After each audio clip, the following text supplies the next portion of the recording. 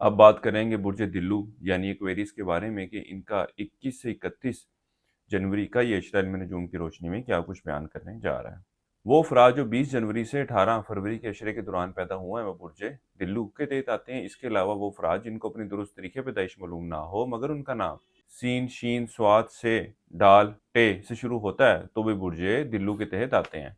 इस अशरे का ये वक़्त आपके ज़वाजी मामलात के हवाले से कोई मस्बत सूरत हाल की निशानदेही नहीं कर रहा। आप लोगों को चाहिए कि आपसी ताल्लुकात को, आपसी मामलात को, आपसी इख्तलाफात को किसी जगह पर ब्रेक लगाने की कोशिश करें, क्योंकि अगर ऐसा ना किया गया तो मामलात जो हैं वो खासी संगीन शक्ल भी इख्तियार कर सकते हैं। इसके अलावा वो अफराद जो रिश्ते की तलाश में है, शादी के ख्वाहिशमंद है, इस सिलसिले के वक्त के दौरान इन मामलात के हवाले से भी कोई मस्बत सूरत हाल की निशानदेही नहीं हो रही। सबसे पहले तो इस अशरे के लिए एक वजीफ़ा नोट फरमा लें, वो है या अल्लाह या नूर।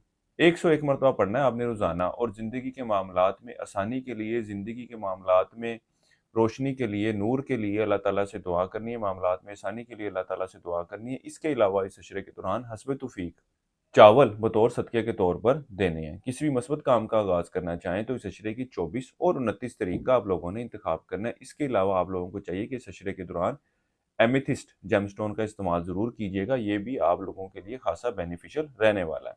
इसके अलावा इस अशरे के पहले 3 अयाम आपके अंदरूनी सफ़र के लिए जाने के हवाले से खासे बेहतर हैं, चाहे आप कारोबार के सिलसिले में सफ़र करना चाह रहे हों या नौकरी के सिलसिले में।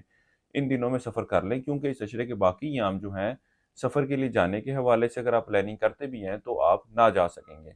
इसके अलावा वो अफराद जो कारोबार के पेशे से वाबस्ता हैं, इस अशरे के शुरू के अयाम का वक़्त इनके कारोबारी मामलात, कारोबारी सूरत हाल के हवाले से खासा बेहतर रहने वाला है। लेकिन इस अशरे की 24 तारीख से जो वक़्त शुरू होने जा रहा है, वो ऐसी सूरत हाल की निशानदेही कर रहा है कि आप जब कारोबारी मामलात को लेकर कुछ ज़हनी तौर पर डिस्टर्ब होते हुए नज़र आ रहे हैं।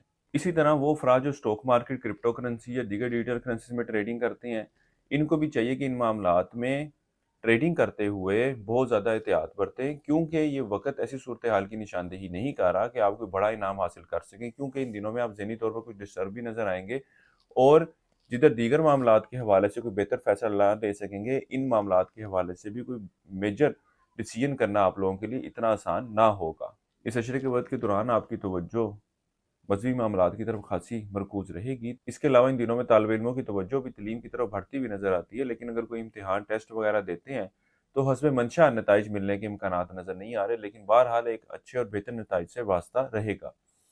वो अफराद जो इश्क मोहब्बत के मामलात से वाबस्ता हैं, इस अशरे के शुरू के अयाम में मामलात जो हैं वो कुछ खराबी की सूरत हाल की निशानदेही कर रहे हैं, लेकिन इस अशरे के आखिरी अयाम का वक़्त आपके आपसी ताल्लुकात में बेहतरी लाता हुआ नज़र आ रहा है।